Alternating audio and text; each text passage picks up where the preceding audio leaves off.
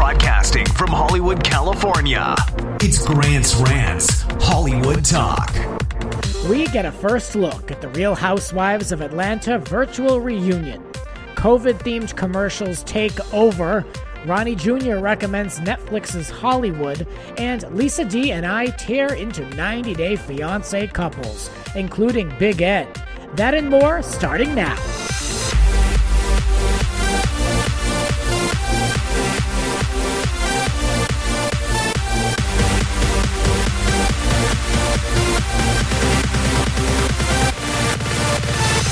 Let the ranting begin. Thank you for joining me here. I know you have many choices, more than ever, and you're still with me. Thank you. Let's get into a few things. First, I want to say thanks to my two new Patreon subscribers, Michelle Gold and Karen Schultz. Thank you, under these circumstances, to support Grant's Rants. My hat goes off to you. Come on the show if you would like. Speaking of coming on the show, I've had so many people reach out to me who want to be a part of it, and I'm still going through the list, including today in this episode. We've got Ronnie Jr. on. I know him back from the AfterBuzz days, and then we're going to hear from Lisa D. That's what she wants to be referred to as. She runs the Instagram account 90dayfiance_etc. as an etc. And I hope you'll give it a follow if you're watching the show, because there's a lot of good content on there, and we're going to rip into these couples, especially Big Ed. I can't believe how much Big Ed is making a big scene, looking like a big idiot, but whatever. And then Atlanta Housewives is having this virtual reunion. And then I'm thinking of making this podcast a little bit more personal. I do want to talk a little bit about how I feel about things going on in the world. I'm not talking about politics and news. It's just like the burning question, how am I doing? Not really. No one's asking me that. But I feel like it's something we can all relate to. So without further ado, let's get into it. Enjoy this episode of Grant's Rants. The ranting continues. I am joined by Ronnie Jr. He has a new YouTube channel and podcast, Randomly Ronnie Jr. Welcome to Grant's Rants. My favorite place to rant about stuff outside of your IG stories, which is always amazing. What up, man? How are you? Good. How are you? I'm good. I love your IG stories so much, specifically when you go in and talk trash about the people who have a YouTube channel, but it's about the decor of their apartment, and they got like a FedEx box in the corner, and you rip them to shreds, and I love it. I can't believe how much that has caught on. I love that people are into it. I'm a little critical, and I'm very critical of people's homes, and I scream at the TV by myself anyway, so I might as well, sometimes I feel so inclined to upload it. And these days, without the haircuts, I'm out of videos. I can't put myself in any more videos. So it has to be of something or someone else, because I just can't pull off this long hair. I can't stand it. I would write a blank check to someone, even a level 1 student at a hairdressing school, to do something with this hair. Oh, I've had it. Yeah, it's been tough, man. Oh, anyway, I want to talk about the Real Housewives of Atlanta reunion. It's virtual, whether we want it or not. It's happening. Andy Cohen made it a point more than once to let people know he wasn't wearing pants. Do we need to know this? Can you please put some pants on? That to me is ridiculous. I love your critical nature, Grant. I really, really do, because a lot of people in the Bravo world, let's say, they tend not to be critical on Andy because he's sort of the captain that runs the ship. But there are times where he falls short. Like, for instance, what you just said. And I'm sure you could agree with me when I say this. You've probably already said this, and or it'll be a light bulb to you. Why, whenever we go to a reunion, the standard version of a reunion, why do we need to see Andy say, "Hi, Karen Huger. Hi, Andy. How are you?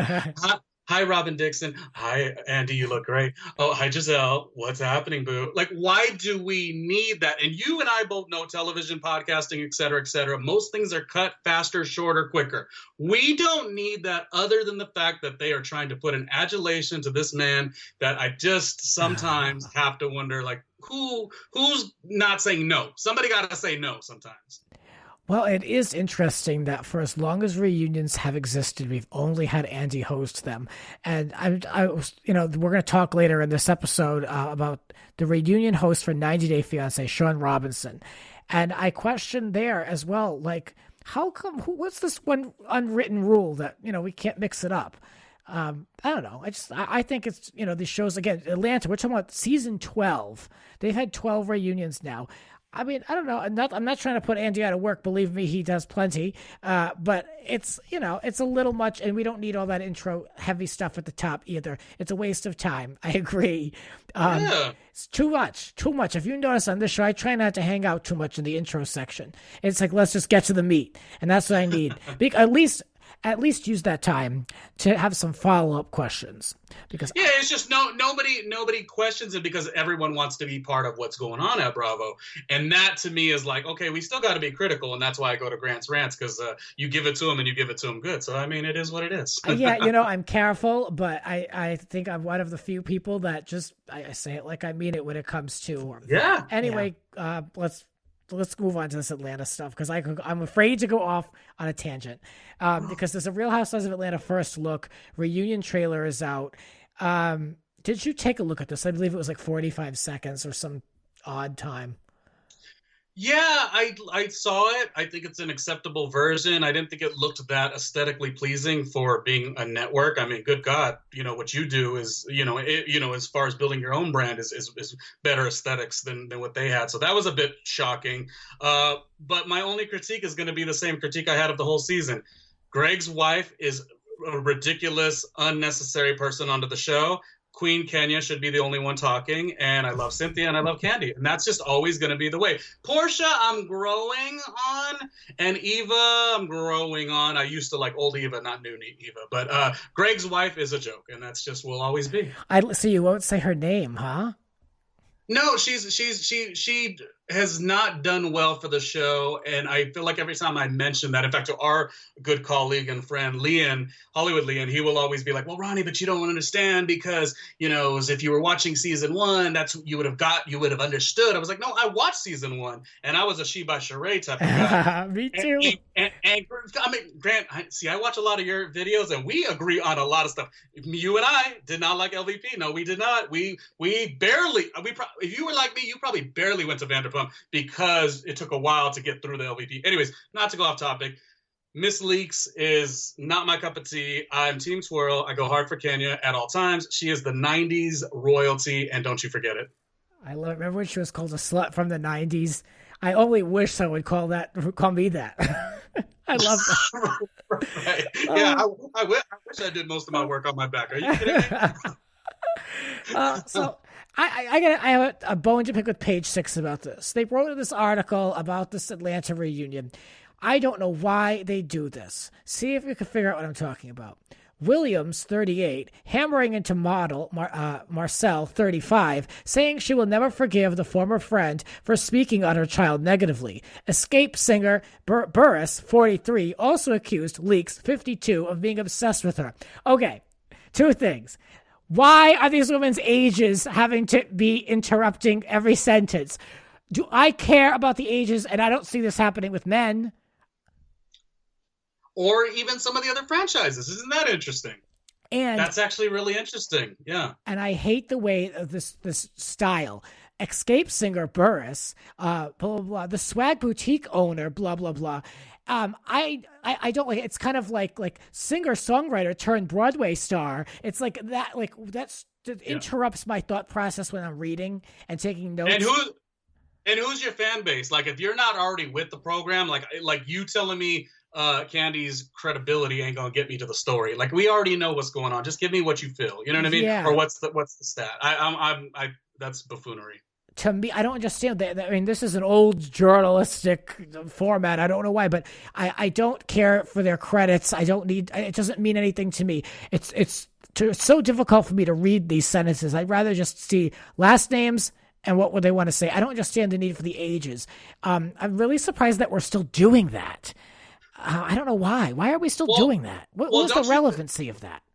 Well, it's like it made sense when you're writing a real story. These shows, like what Greg's wife did all season, and like befriending Wendy Williams, and then not, and Oh, then so it's transparent. it's like I'm not against people being foolish for the camera, creating a playful storyline. I'm okay with that, but don't write an article, page six, that makes it like this is legitimate news. I have a hard time with that. Like we're all in on the joke. We're Sonia Morganing it. You know, I'm using that as a description. We're Sonia Morganing it. We're okay. But don't you like try to actually put it there like it's actual news. Like don't do that. Come on. Like Portia, is she pregnant? Is she not pregnant? Like all that stuff. I've never been a fan of. I agree with you. The audience is smarter than they give us credit for. I know the audience of the show because I've been talking about Housewives for almost 10 years now. I know who watches the show. You've got people from all different types of backgrounds and educations, people who are just trying to escape. It's not necessary to play such games in the press and even with editing and manipulation, but that's like a whole other thing. But I'll stick with your rhetoric here. Greg's wife, as usual, has a very bad attitude in this 45-second clip, and we even see her slapping the camera down, something she's been known to do and allowed to get away with. I'm so done with her. I got a story, and I know you're moving on, but I got a storyline for you. I think what they do next season, they bring in Marlo, they bring in Greg's wife, and they kind of run them at the same time. Towards the end, there is a tip that goes out that Marlo now has the peach and Greg's wife doesn't have the peach. And we'll see how that friendship goes. Come on. That's the storyline. Because you have a whole exit plan set for her. Because no one rocks with my opinion, which is my two favorite, and this is not discrediting Candy or Cynthia or really all of them, but my two favorite, it is so odd because they hate each other. Kenya's number one and Marlo's my number two. And so I just think we've always had Marlo on the back end of Greg's wife. So if we put Marlo on the front end, we're going to have a series. We are going to have a series. Yes, we are. Well, if anything's true in this world, it's that relationships with Greg's wife do not last very long. They don't last very long. As evidenced by fill in the blank. Many. You mentioned this when we were talking about just some topics that were going on. All these feel-good commercials. All these companies now fully embrace the situation we're in worldwide, and everything is about coming together and, the fact that we can touch each other's lives and all these things.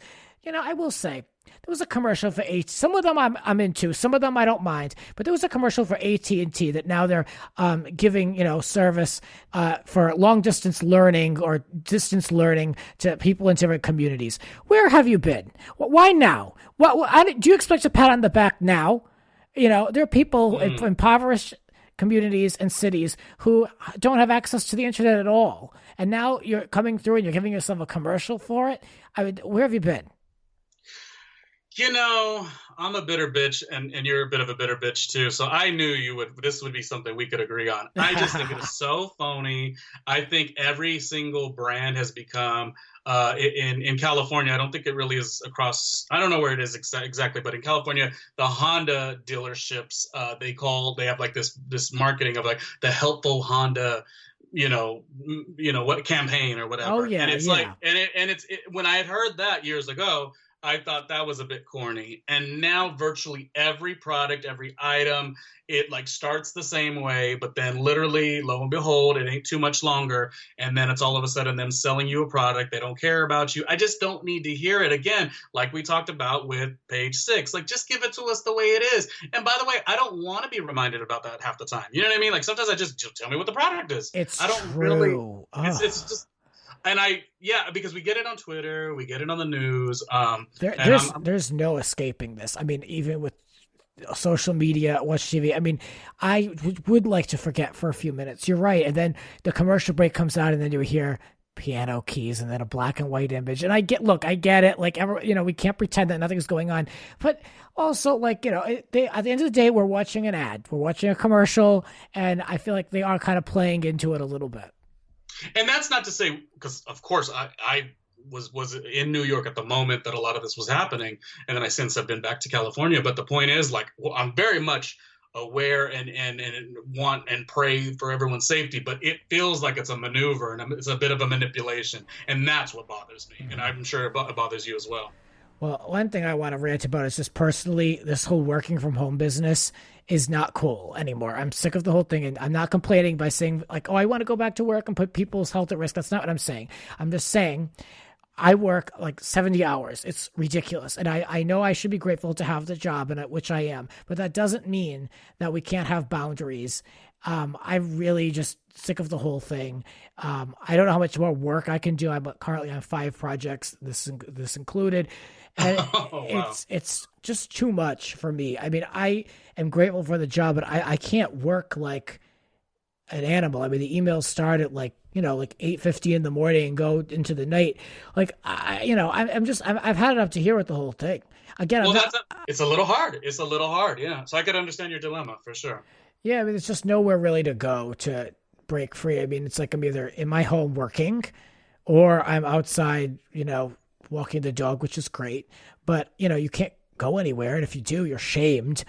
I went to up to Santa Barbara, and it was fine. I mean, I kept my distance. I didn't sit out on the beach and bother people. Everything was closed. But then they take these pictures that are horizontal, like from the side, I should say, on the beach, so you see every single person, so it looks like it's like jam packed. And they go and they close the beaches again. It's like I was at that beach, at least the one in Santa Barbara. It was not that crowded. So it's like you just can't win. I mean, I'm struggling with all of this. I'll admit it straight up. People listening may not agree with my stance on everything, but this is, we're in the middle of it, and I've just kind of like, this is not a way of life for me. I can't do it. I'm glad you're expressing it, because honestly, like that's that weird thing that manipulates in our own minds where we say, oh, because we have downtime, look, we're supposed to like write a screenplay and we're supposed to like lose 60 pounds. Like, unless you are wired in a way where negativity can inspire you, which some people are, you're going to hit a wall. I'm actually the opposite. I'm very wired. Like, even this conversation is a great conversation. I'm going to be happy the rest of the day. Boom, boom, and boom. Like that. Like, I do better with goodness. So I think it's a little like we can't be too hard on ourselves, because I've hit the wall a couple times as well, and I was like crying like a baby for sure. Yeah, I mean, this is not the lifestyle that I want to lead. Like, working like a dog in isolation is not cute. I mean, like, I'm an extrovert. Like, this is just getting to be too much for me. And I feel guilty in even saying that, because what about the people who are working in hospitals? You think it's too much for me? How about for them? So I get it, but we're all entitled to feel our own way. We're entitled, and I've learned this in therapy, to be able to maneuver this in our own way. And I'm doing my best. I'm trying to put out as much content as I can, but it's difficult. It's difficult. No, I get you. So let's move on to let's move on to our last topic here. I know you mentioned this Netflix show Hollywoo. I have yet to watch it. With me, Ryan Murphy shows are either hit or miss and nothing in between. So I'm a little hesitant. I've heard mixed reviews, but I know you said you watched it all in one sitting. I did, and I'm not a binge watcher usually, but I got to tell you, from what we were saying a second ago about needing escape, otherwise you just can't always be trying to lose the weight. You can't always be trying to write a screenplay. You can't always be doing productive stuff. It worked really well for me. So I don't know if it's the greatest of great, but it offered a lot to me. I think the casting was really strong. I've been a big fan of Jeremy Pope. He did Choir Boy and Motown, and I think he's a 2-time Tony nominee. I've liked some. I mean, there's just a really large, talented cast, and I also am one of those people who didn't really grow up knowing a lot of that knowledge. Like the old Hollywood. I don't really know a lot of it, so I think more of it had to do with the intrigue. Like, I wanted to see stories and see Vivian Leigh and see Rock Hudson. The Rock Hudson thing is actually really intriguing, because it's basically like. There's not necessarily giving anything away, but like, if Hollywood was rewritten, what would it look like? And, just by saying that, Ryan Murphy puts a spin on it. It was actually pretty good. I really liked it, Grant. I really, it was the escapism that I really liked. I don't think it needs to go on. Limited series, stop it right here. But I liked it, because that's a problem too. Like, we do a really great project and then we try to like keep pushing on it. No. Beginning, middle, and done. And it was beautiful. And the cast is fine. Like, fine. Very good looking cast. All right, I'll look at the first episode. I haven't watched much TV because, again, I've just been like working, but I would like to watch the first one. The most booty is going to be in episode 3, just so you know. Oh, okay. Well, then I'll have to clear my schedule. Not that I know what that looks like anymore. Again, what is life? I want to ask you before we go about, I mentioned it at the top, there's a new series out, people. It's on YouTube and the podcast version, which is what I'm listening to because I'm out walking the dog. So I'm listening to audio. Randomly Ronnie Jr. Congrats on your launch. Yes, randomlyronniejr.com is the easiest way to get there. It's super new, and thank you for saying congratulations, because it was something I'd never necessarily wanted to do. I had done radio since 2001, so I never wanted to get into this space. But I got to tell you, people like you, I've asked a lot of questions. Yeah, we've talked about it. Yeah, and I bugged you. People like you, people like our friend Hollywoo Leanne, people like our friend James. It's been valuable because you guys all saw that I didn't want to do it, right? But I'm saying that to tell you that I'm excited that I did, because I like what it is. It's an interview series. It's very true Hollywood story meets behind the music, but with a radio vibe. I guess is the best way to say it. I've been calling it a talkumentary because my big goal is to, whoever the guest is, if it was you, it wouldn't be more let's talk about hot topics or pop culture. It would be well, who is Grant? Where did he come from? Why did he choose LA? Et cetera, et cetera. And I've had a really good time doing it, but it's taken a lot of energy. So I hope the numbers go up. That's all I'm saying. Oh, I totally can relate to that. Yeah. There's so much content in the market right now. It's flooded, but I think it's smart that you're in both places, both in podcast form and on YouTube. And I've been trying, and those who follow the YouTube channel, I've been trying to update that channel and get all the episodes up so then I can start to do more with it. I think now you got to do both. And I was so against it up until about a couple of months ago, because I was like, no, you're either producing a podcast or a vlog. They're two separate entities. You can't do both. But now you have to. I think you really have to. You do, but also in your way of thinking, I'm in that same way of thinking where I'm even when I used to hear the term, it's where all podcasts are available. I'm like, why do we got to have 19 available places for podcasts? I'm a little bit against all of it. Like I said, I come from traditional radio, so it was a challenge to get there. But I am glad that people like you kind of encouraged me, and I like the series. Luckily, it's doing interviews with one of the Drag Race girls, one of the actresses on a Disney Channel show, one of the hosts on Dish Nation. I mean, it's such a variety. Two of the people actually on Quibi. So it's just old school Ronnie radio. So if you ever liked that back in the day, that's what you're gonna get. And I really do think people are gonna like it. So it is what it is. Keep it all going. I mean, I'm enjoying them. It's more content for people to enjoy themselves and learn.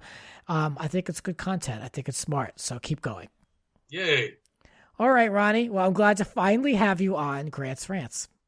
I mean, I'm a IG story follower, so of course this would be fun. And if we could roast Greg's wife, I'm down for it. I can't with this Greg's wife. LVP has always been a joke outside of when she was on the ABC music video from the 80s, which of course I love ABC, New Wave. And also Kyle is one of the most ridiculous and boring housewives I've ever seen. And what a privileged edit she gets, by the way. I have a feeling people are either loving you right now or hating you for that comment. But for me, Grant, they love me. Grant, they love me. I'm lovable. Okay. But I got nothing really nice to say about the Beverly Hills cast, but that's me. And anyway, let's keep it positive, keep it light, and keep it real. Thank you, Ronnie. Thank you. You're listening to Grant's Rants. Subscribe and spread the word. There are a lot more rants to come. Listen anytime on all major podcasting platforms. And now, back to the show. The ranting continues. I am joined by Lisa D behind the Instagram page 90-day fiance _etc, as in etc.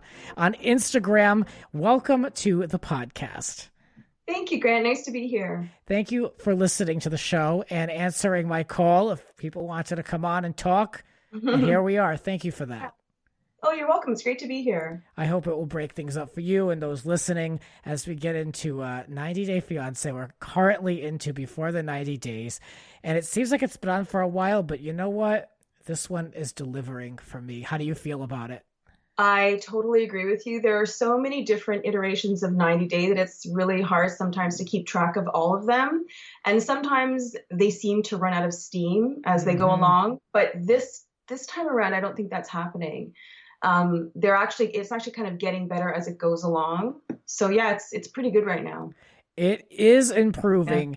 What I find most fascinating about the show is how fast people can either fizzle out or how they can really captivate people, like this Big Ed guy. Yep. I think if you're on Twitter or Instagram and you're not watching 90 Day, there's still a chance that you're seeing Big Ed because he is everywhere. In every meme, there are so many clips. YouTube, people, guys I never thought would watch the show are sitting there commentating on it on Twitch. Like, the Big Ed has taken over for whatever, good, bad, or indifferent.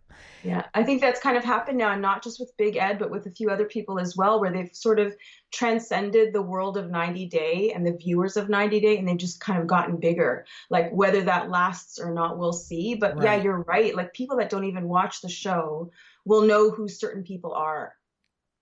For those who are wondering and scratching their head, Big Ed is the guy that you likely have seen with no neck. He's known as No Neck Ed on many YouTube channels. He's a larger man. He's from San Diego. He's with this girl named Rose. He's literally 4'11", Grant. It's 4'11". He's perhaps an equivalent to a human ball. Yeah. He's been on like Entertainment Tonight and saying there's been a lot of body shaming, and I'm not here to contribute to that. But look, I mean, the man does not have a neck. Yeah, I haven't seen it. I think there is a medical thing. So I also don't. I never make fun of that. But I mean, yeah, it's. I mean, it's like 11, and he's. How can you miss it? Yeah, you can't miss it. Right. So he's with this girl Rose from the Philippines, and how do you feel about Rose? I don't even know how to describe her. It's like almost like a father-daughter trying to like go on vacation.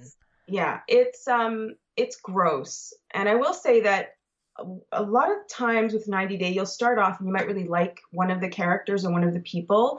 And then very quickly you hate them. Like within like 2 episodes, you're like, oh, okay, I was wrong about them. Yeah. And Ed was one of those people. And at first I thought, oh, this guy's going to be great. He seems really self-aware and funny and he can laugh at himself. And he seems kind of eccentric and interesting. And then like within 1 episode, I turned on him. And this whole relationship with Rose it just rubs me the wrong way. Like she's way too young for him. Not only is she only something like 22 or 23, but she looks like she's 15 or 16. Like she just looks really young. And so together they look really strange. They do. And at the same time, she's taller than him, but it still looks like she's with this older guy.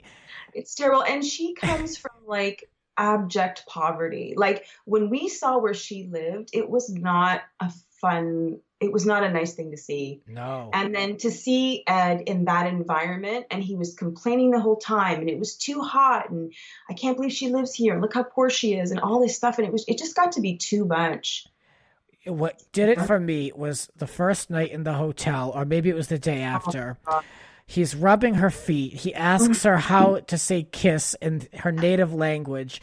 And then he asks her, it's so cringeworthy, may I leak you? Oh. I know, I did a little meme of that on my page because it was like I captured that exact moment when he said those words, and it was just like, it was like a cringe heard around the world. Like it's just, seeing them together is just. Did you see when he gave her he gave her a bikini? And then he gave her mouthwash and toothpaste. Did you see that scene? Did I? Yes, I did. And she blames her bad breath on her ulcer. Yeah. And so she's instantly offended. And then she gathers the toothbrush and mouthwash and goes in the other room. It's so weird to look. She's doesn't know what to do with this. I know. It's just. It is like watching a sideshow, like a carnival sideshow, those two, It really is. But that May I Halik You is that is up there with the most. That's actually on a pillow. I think somebody put that on a pillow. That is so cringe. At one point he said he's never spent a day without air conditioning. And it was like, you know what? Don't say that out loud. That is not something privileged to much. About. Yeah. It's embarrassing to say that, especially in a country where they probably don't have it anywhere. Aside from office buildings in Manila, I doubt that there's an average village person with air conditioning. So Yeah, he really wants to be famous though. He's here and there, and he's like going on podcasts, Oh and yeah, he was on Heather he's really making a McDonald's show. record. Yeah. And Heather McDonald's ripping him to shreds, but he's not on. So like that's like he must be really desperate for attention to set yourself up for that. I know. So now Rose made an Instagram post, and she ended it by saying, "Watch me as I speak the truth soon," and then plugged an upcoming YouTube channel. I don't know if we need that, but Yeah, you know what I'm finding with this cast, and this is probably going to get worse as it goes along, is that they're all really aware of their public image and their social media accounts and having that part of their lives grow. So like they all have YouTube channels or this or that. And quite frankly, like I'm not interested. I'm only interested in what I see on Sunday nights. I don't want to deep dive. I don't want to know spoilers. Like I just want to watch my 2 hours on Sunday and be done with it. I can't devote my life to like watching Rose on YouTube or watching Ed on, you know what I'm saying? No, like I like the show, but like, you know, you're not famous Tom or Jesse or Rose or whoever. Like, and we are on the same page because I don't follow any of them. I have no desire to. When we're done, like these are long seasons and we 2 hours a week. Like when we're done, like I'm good. I feel the same way about the Big Brother contestants. I feel like I know enough of you. I don't need to see your apartment. I don't need to see life after. All of them. I'm through with all of the family Chantel. Like I don't have enough of an interest other than when they're on TV. Yeah, like it's just, and I don't know how long it's gonna last that anyone really cares, you know? Like they're not. It's just gonna go away. When is Tom gonna go away? When are these people just gonna go away? Like you were on TV, you had your minute, and now let's move on to the new people or whatever. Like it's I don't get it. There are so many. They have to just keep it rolling, but then they pull in the show where they rewatch it. Why am I drawing a blank on this? Pillow talk. So then they keep them relevant. They keep them relevant through that. So it's like it's hard to move past some of these people because half those people I don't care to see again either, except for Annie and David. That's the only one I'm okay with. Annie and David have really done a turnaround from when they were actually on the show. Like now they're just beloved, and I can see why. Like they make a great couple. She's really cute and funny. Like, but when they were actually on, like he was a real asshole. Like, but somehow they kind of like rejig their image a little bit, and now people love them. Yeah, I think they're gonna last. Who knew? Yes. One last thing I want to say about Rose is that she's now called Big Ed a liar, and she claims that he gave her no gifts, none of the gifts he teased, and only except a bra and panties, which it sounds believable to me. It totally does. So that means maybe the producers set up the whole mouthwash thing. Well, I'm thinking because remember he was with that really attractive UPS guy, and he was like, I've sent like $5,000 worth of gifts to her, so she claims all of that was fake. Oh my God! So I don't know. I mean, they were only friendly for 3 months before I met her. How much can you spend on some? Unless if you're buying them iPads and a stock. I don't know how much you're really spending. And listen, I've tried to send stuff overseas to Italy, and then it costs more to send than the actual thing you're sending. Wow, Do you know what I mean? that. So I don't know. I don't know. Yolanda and Williams. I'm officially feeling manipulated. I can't believe that this is a real story. I just can't. Yeah, it's okay. So let me just start by saying that I really like Yolanda, and don't ask me why. Like I like her vibe, her kids. I think she's funny and cute, whatever. But this whole story feels like a bit of a red herring or just a complete fake storyline. Like, why are they showing this to us? It's clear that she's being catfished, if anything at all. I mean, unless the whole thing's made up. Yeah, I mean, I don't understand. I don't understand this story. I don't get it. For those who aren't aware or you're confused, it's she's a middle-aged woman, and she's being catfished by this guy who looks like it's two photos of this guy who's like looks like a bodybuilder porn star.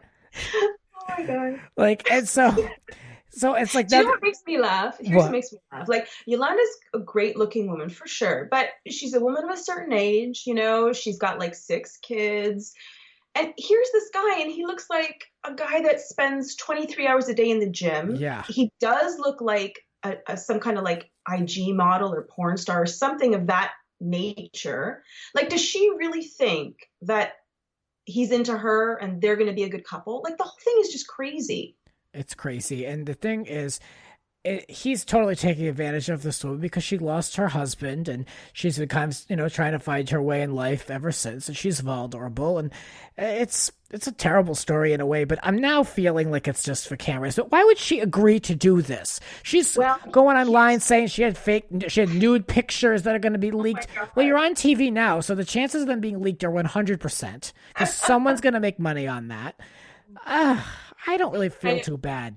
You know what I heard? Yeah, I don't know if she's as dumb as she appears. And that's a mean thing to say, but it's true that she really appears to be completely clueless, like just out to lunch. But then I think, well, how can somebody be really that clueless? How is it possible to live in the world and be that? Anyway, but what I heard was that she's lost like 150 pounds or 100 pounds, a bunch of weight, and that she's trying to sell a book, like either a cookbook or a weight loss book or some kind of book. And that's what she's using this platform for. That's her ultimate. Now, I don't know if that's true. That's just something I've heard. I don't know.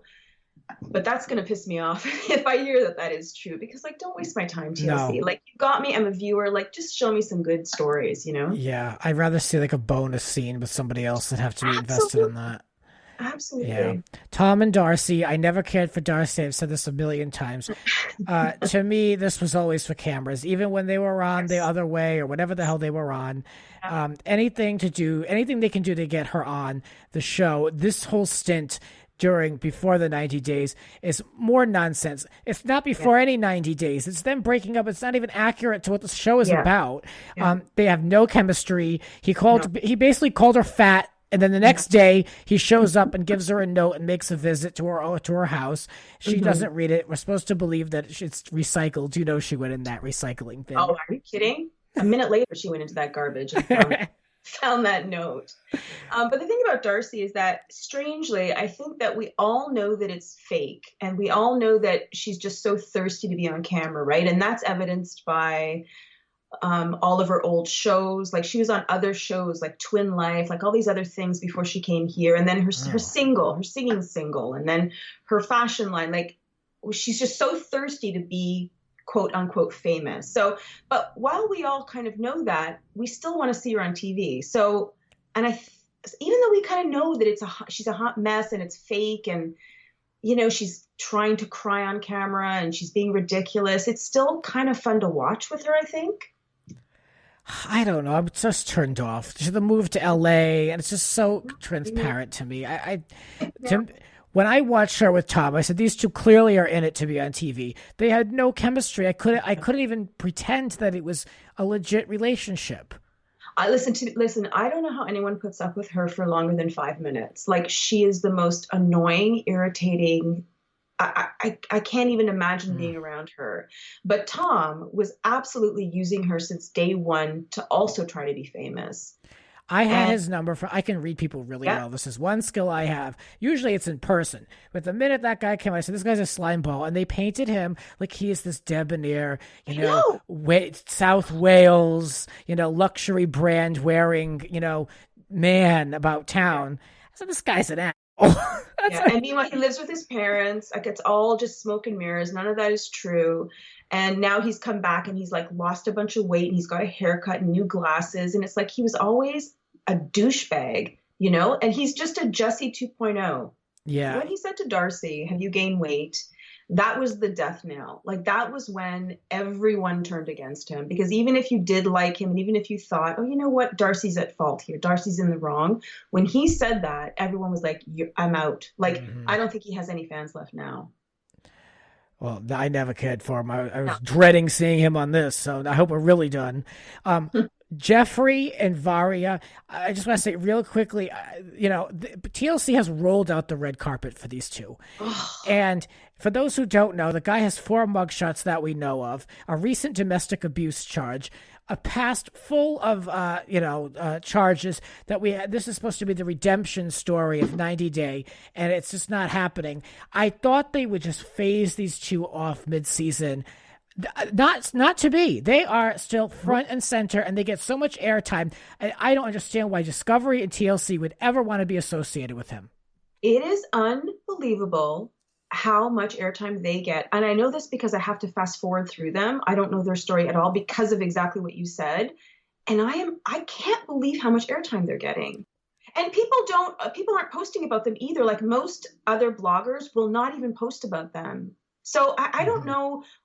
I don't know how TLC got this so wrong. Like, it is not just a drug charge. He's been charged with violent crimes against women, like more than one. So I'm not going to blog about him. I'm not going to give him any airtime. I did post all of his mugshots, and I might repost now after this podcast comes out, like just as a reminder. But like, I can't believe that story is still on. It's shocking. There's no excuse for this. No. I mean, there's no obligation that they have to air that story. I'm sure that their contracts are in favor of the network and not in favor of Jeffrey Pascal, whoever his name is. I know. Let's talk about the fact that fans are out for Shaun Robinson's job. Shaun, for those who don't know, she is the host of the Tell-Alls. She's been there forever. Every 90 Day fanatic that I know does not enjoy her. How do you feel about Shaun Robinson? I feel like she is hosting the wrong show. She's too classy, quote unquote. I hate that word, but you know what I'm saying? Like, she's too proper. She's not the right fit for this show. Like, we need somebody a little bit more down and dirty who actually watches the show, who's going to give their opinion, who's going to call people out. Not somebody who's kind of above it all and then not following through with questions. Like, it's just not a good fit. And, she seems, there's nothing inherently unlikable about her. It's a bad fit. She seems very disconnected from the show to me. Yeah. It's like, okay, now who's this? And now all of a sudden she's going to ask all the questions. She's reading cue cards. Yeah. And I don't understand why. And this perhaps can apply to other shows as well on Bravo. Why does the same person have to host the reunions every time? Could it be anybody else? I mean, what makes her exclusive to the show? I just don't get it. The fans are asking for Joel McHale to do it. Possibility. I like Michelle Collins. Me too. I love Michelle Collins. She would get into it. She lives for this stuff. The only problem I see there was when she did. Do you remember she did do one of the 90 Day Live? Yeah. And it was terrible, but I don't think that was her fault. I think that was the fault of the setup of the show because they had like too much happening. Yeah. They had like people on screen and like it was just too much. But I think she might be too smart for the people and her jokes kind of go above their heads. That is the only thing. I'm just thinking within budget. I think she'd be within the budget. Yes. Someone like a Chrissy Teigen is a fan, but she's going to be above the budget. Mindy Kaling is a fan, but I don't know if she would stoop so low. And Jerry O'Connell, he's a fan. How do you feel about someone like him? I feel like he's a bit of a bandwagon jumper, and I hate to sound like that, but I don't know. I want somebody funnier, like more of a comedian type to do it. I think would be better. Well, I'd like someone that will really press on all these questions and be like, no, we heard you say on camera, exactly. Or like, that's what you're telling us. Now let's roll the clip. Like, I need a little bit more like follow up. It can't all be just plot, plot, plot, plot. Yeah. It's almost like there's no point even watching the tell-alls anymore because they don't really tell you anything new and there's nothing exciting that ever, like nothing happens that's interesting or off the cuff. So it's like, why even bother? Don't get me wrong, I'll watch it, but without the person there prodding this kind of stuff to happen, it won't, right? Oh, I agree. Yeah. You just have someone that's going to shake people up. And it doesn't necessarily need to lead to fighting. But, if you're just going to get a pass on all this, and then, I'm so pissed with the whole, like, not that I need Paul and Carini on TV anymore, but, like, they didn't even acknowledge that she, had her meltdown and couldn't do the show. Like, it's just like, you're not transparent enough with these tell-alls. Yeah. And I wonder about, like, where did Shaun Robinson even come from for this show? Like, it seemed like such an out of the blue choice. The only thing I can think of is the show used to be produced by Peacock Productions, which was owned by NBC. And Shaun used to work over on Access Hollywood, which is part of the NBC corporate conglomerate. So it's owned by, basically. So I'm wondering if there was just some like easy, like, hey, we know you, we like you. Do you want to do this? Here's like 99 cents and like a gift bag. know what? You're probably right, though. That's probably exactly. I don't know anything. I'm just saying. No, I mean, there must be some kind of corporate reason why they had to have her. Otherwise, I just don't see the connection. Yeah, I don't know. There's got to be in budget. Anyway, yeah. I've now started to follow your Instagram page. I love the memes. What can people expect, and why should they give you a follow? Well, I think my page is different from the other pages because I have my own opinion, and I frequently give it on my page, and so it reads a little bit more different and more in depth rather than just giving a recap. So it's kind of fun that way. And it's just fun. And I also have a Twitter page, which is exactly the same handle as my IG page. So if Twitter's your social media, then follow me there. Great. And let's let everyone know that handle again. It's 90dayfiance_etc. Love it. Well, Lisa, it was really nice to meet you. And you came prepared. You have your opinions, and I like it. It was great to meet you, Grant. This has been Grant's Rants. Support the Rants on Patreon at patreon.com/Grant's Rants. Follow Grant on Twitter and Instagram at It's Grant's Rants. Cover art created by Howie Ronay. Original theme music by Alexander Arntzen. The Grant Michael Collection.